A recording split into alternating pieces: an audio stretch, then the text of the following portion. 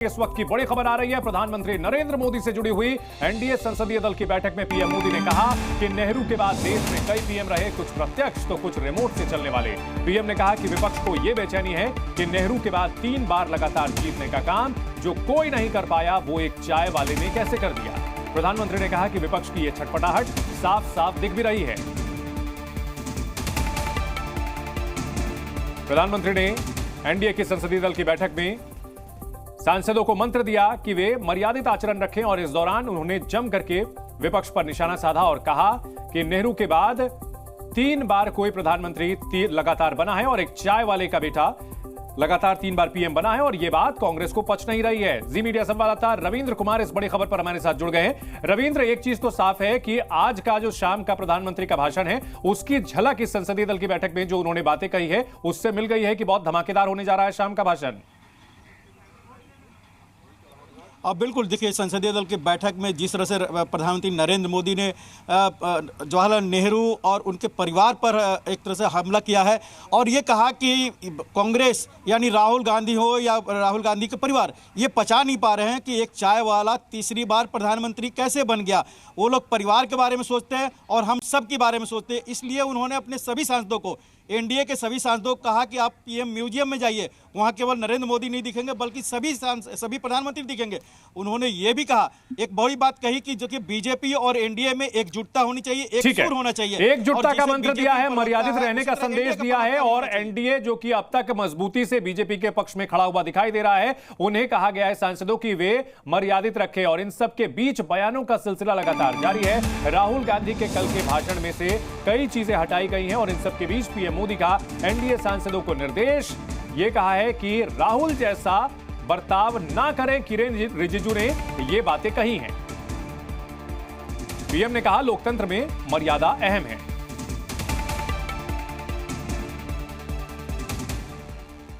कल उनके leader of opposition Rahul Gandhi ji ने जो बिहेव किया और जैसे स्पीकर की तरफ में अपना पीठ दिखाता है, फिर नियम के बाहर बोलता है, फिर स्पीकर को ही इंसल्ट करते हैं, तो ऐसा हमारे पार्टी के लोग नहीं करना चाहिए।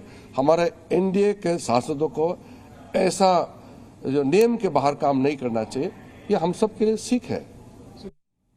रविंद्र हमारे साथ लगातार बने हुए हैं। रविंद्र, जिस तरह से ये कहा जाए कि राहुल गांधी की तरह ना करें, ये एक संदेश देने की कोशिश की है। कहीं ना कहीं राहुल गांधी ने जो जिस तरह के आक्रामकता दिखाई है, ये संदेश देने की कोशिश की है कि आक्रामकता बाहर तो ठीक है, सदन के अंदर नहीं चलेगी।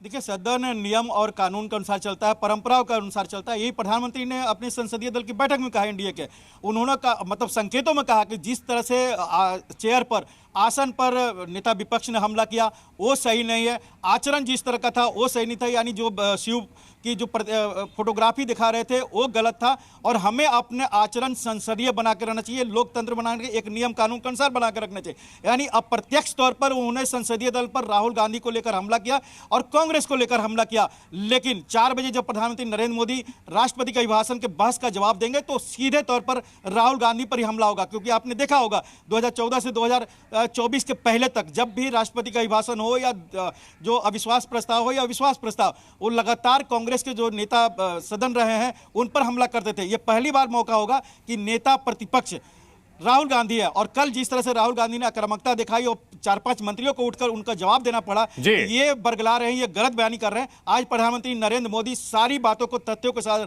रखेंगे और कहीं ना कहीं अपना उसका जवाब देंगे कि जो नेता प्रतिपक्ष या कांग्रेस या विपक्ष जो बातें उठाता है वो बिना सिर पैर का होता है। ठीक है, इन सब के बीच रविंद्र ये भी समझना चाहेंगे कि विपक्ष की आज की रणनीति क्या हो सकती है, क्योंकि कहीं ना कहीं ये बताने की भी कोशिश की जाएगी कि भाई उनके भाषण को जो एक्सपंज किया गया है, राहुल गांधी के भाषणों से डर गए हैं, इस तरह का प्रचार कर सकता है विपक्ष।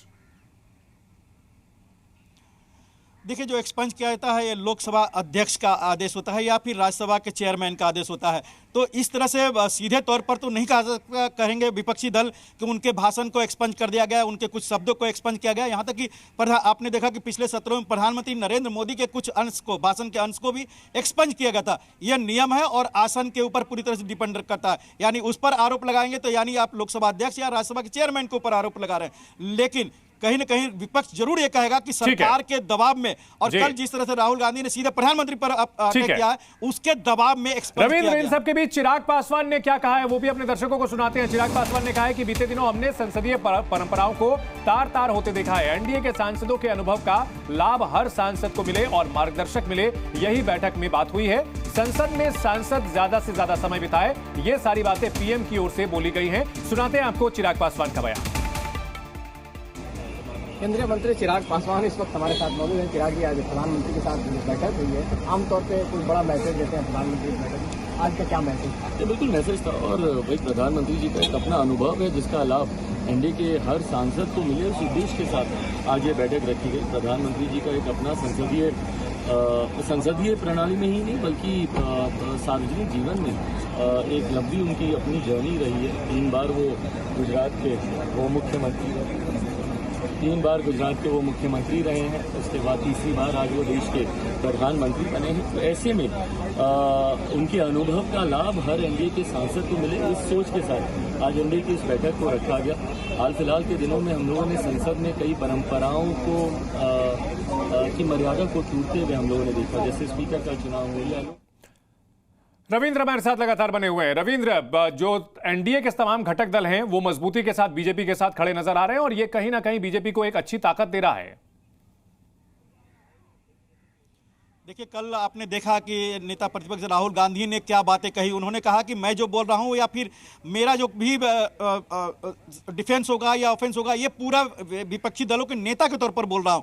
यानी उन्हें आईएनडीआई गठबंधन 240 के करीब जो सांसद है उसके एकमात्र नेता के तौर पर अपने आप को पेश किया और ये कहा कि पूरा विपक्ष एकजुट है सरकार के ऊपर हमला करने के लिए, और इसी कारण से आज एनडीए की बैठक बुलाई गई। एनडीए ठीक है। जी न्यूज़।